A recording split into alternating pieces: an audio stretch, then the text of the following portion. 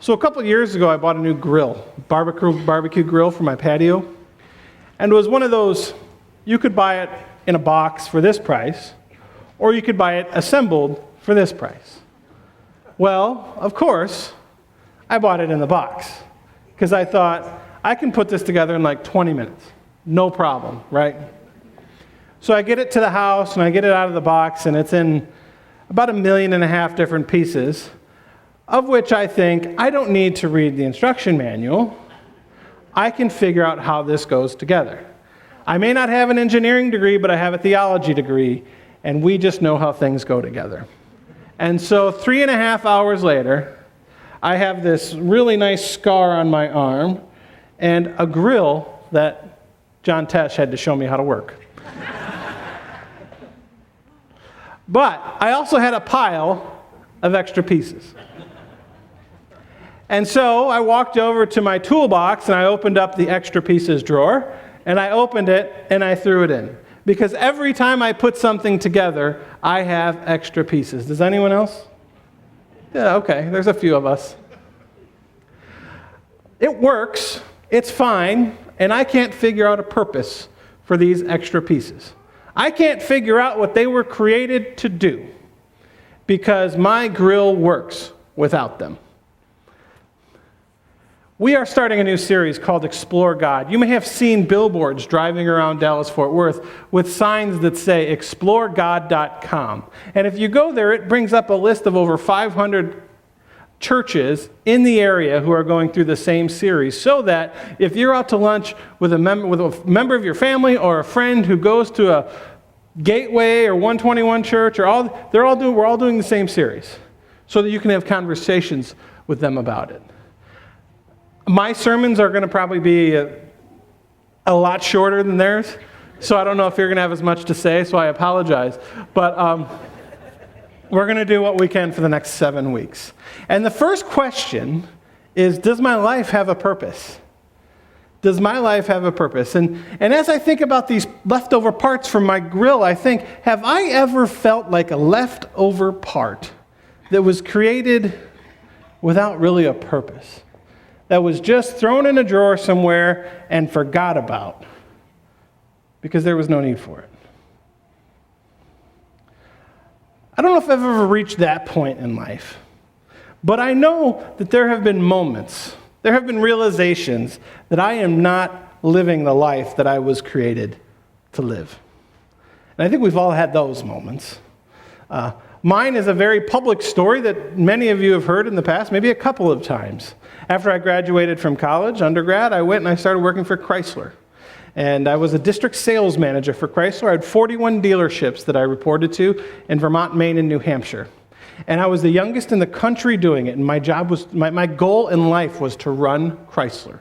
I wanted to be the president of a Fortune 500 company. I wanted to be important. I wanted to be in charge. That was my goal. That's what I wanted to do. And I lived out of a suitcase for 3 years. And I had no life. All I thought about was this job. And I reached a point, I was down in Orlando, and I was in a meeting with, a private meeting with the CEO of Chrysler at the time. His name was Dieter Zetsche.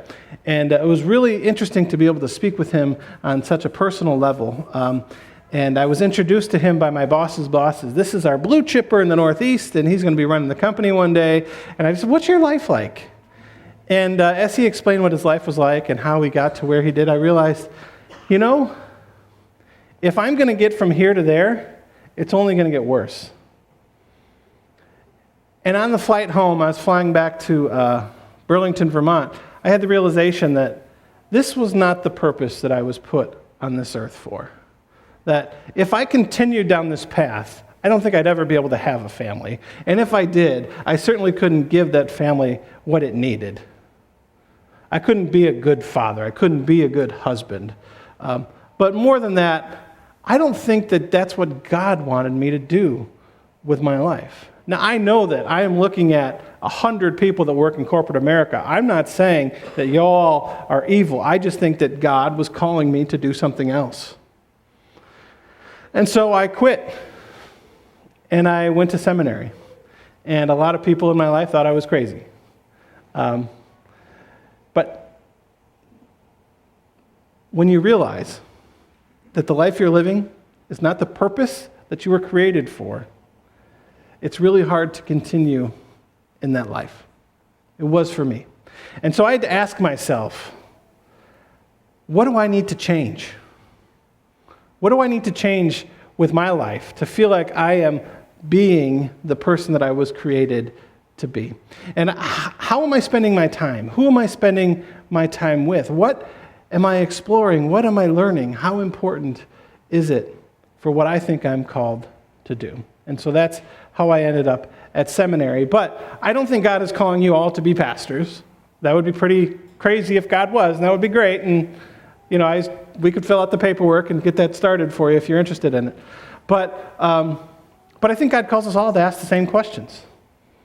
What is God calling me to do? What was I created for? And I think it goes back to the same question that Jesus asked his disciples in the gospel today. Who do you say that I am? He starts off with an easy one. Who do people say that I am? And they all come up with different answers. Oh, you're John the Baptist. Oh, you're Elijah. Oh, you're a prophet. Okay, great. Now, who do you say that I am? What is your answer? I'm interested. Tell me. And Peter says, you're the Messiah, the Son of the living God. Yes, you're right. That is who I am. But it's really easy to say who Jesus is. It's really easy to say that God is real, that Jesus has saved us.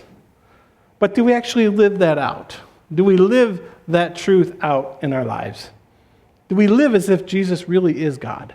Do we live as if Jesus really did save us? I don't know. I don't know if I'm real good at that. I know I can be better. And if I can be better, I think I need to understand more who Jesus was, who Jesus is. Because the things that Jesus was interested in are the things that I should be interested in if I think that I should live the way that Jesus called me to live. And so I'm exploring God, and I invite you to join me to explore God, to continue to have better understanding of what it means to be a Christian, to have better understanding of who God is. Because I think if we explore God, if we explore Jesus, we're going to learn a couple things. We're going to learn to live like Jesus lived. We're going to learn to love like Jesus loved. When I read the Gospels and I think about loving like Jesus loved, the thing about Jesus is he always looked for something to love in somebody. He always looked for the good in people. He always gave people a chance. And the funny thing, the most ironic thing about the Gospels is the only people Jesus was really critical of were the self-righteous religious people. He didn't have a problem with the people who were drinking. He didn't have a problem with the tax collectors. He had a problem with the religious people who thought they were better than everyone else. And so everybody we meet, we should try and find something good in them. Learn to love like Jesus loved. Learn to forgive like Jesus forgave. It was radical forgiveness. Forgiving everybody, even to the point of the people nailing him to the cross. Jesus says, Father, forgive them as they mock him. This has been a very sobering week. It always is. The anniversary of September 11th. And to see the images again of what happened, and to hear from family members who lost loved ones so long ago already, it's very difficult for me on that day, and whenever I think about it, to not get emotional, to not remember exactly where I was and what I was doing. I actually was sleeping in that day. I was at home, and my mother came and woke me up and said, you need to come down and see what's on TV. And I was angry with my mother because I worked late the night before. I said, I just want to sleep. And she said, no, you really need to come see. And how guilty I felt for being angry when my mother woke me up. It all comes back to me. We say that we should never forget, but I don't know what that means. I don't know what it means to never forget. There are certainly things I will never forget. I will never forget the images. And I think we need to never forget the courage of the people who saved lives that day. And we never forget those who died. But there are things about that day that I'd like to forget. I'd like to forget the anger. I'd like to forget the hatred that I was feeling on that day. I don't know what it would look like to truly forgive people, terrorists, who did that to strangers, to husbands and wives, to mothers and fathers, to sons and daughters. I don't know what that would look like. But if Jesus calls us to forgive, I'm willing to explore what that would look like. Because I want to be more like Jesus. And I want to find my purpose in life from Jesus. God bless you. I think there is a purpose for all of us in God's kingdom. I think we have all been created with gifts and talents to help out in the kingdom, to do something for someone else. I don't think any of us were created as extra bolts to be put in a drawer. I think there's room for us all, and I think God has plans for us all, and I think God has a purpose for us all.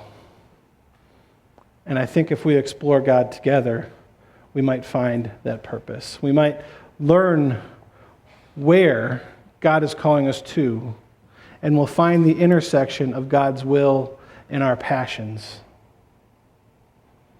And when you live there, at that intersection, nothing can stop you. Amen.